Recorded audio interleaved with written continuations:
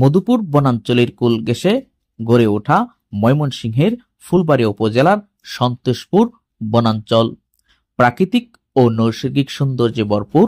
প্রায় ৩,৫০০ একর আয়তনের সংরক্ষিত বনে রয়েছে সামাজিক বানর, শাল, গজারি, রাবার সহ মূল্যবান আগরের বাগান। যান্ত্রিক জীবনের কর্মব্যস্ততার ফাঁকে কুরবানি ঈদের তৃতীয় দিনেও আনন্দ উপভোগ করতে সন্তোষপুর বনাঞ্চলে দেখা গেছে হাজারো মানুষের প্রাণ ভরা উচ্ছ্বাস। ঈদকে ঘিরে মঙ্গলবার দুপুরে দেখা যায় দর্শনার্থীদের উপচে পড়া ভিড়।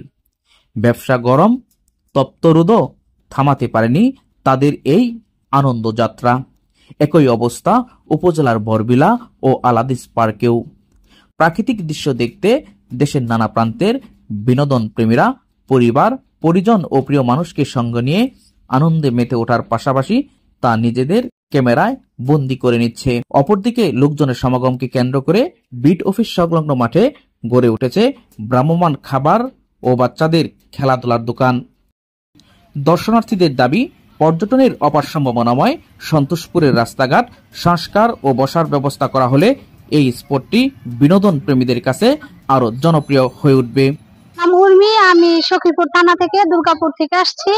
আসার সময় রাস্তা মাঝখানে কিছু কিছু কাঁচা রাস্তা আছে, ইটের ছলি। কিছু কিছু জায়গা আর কি রাস্তাটা পুরোপুরি ভালো পাকা হলে আর কি জনসাধারণ আরো ভালো আর কি আসবে।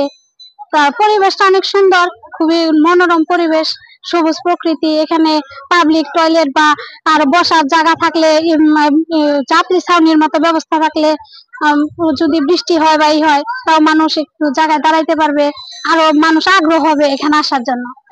সুন্দর প্রাকৃতিক পরিবেশের জায়গায় রাবার বাগান আছে, আতর বাগান আছে, অনেক সুন্দর বানর আছে, অনেক সুন্দর মনোরম প্রাকৃতিক পরিবেশ।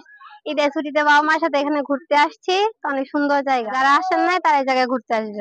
মেয়েদেরকে নিয়ে এখান থেকে বেড়াইতে আসছি ঈদের ছুটিতে।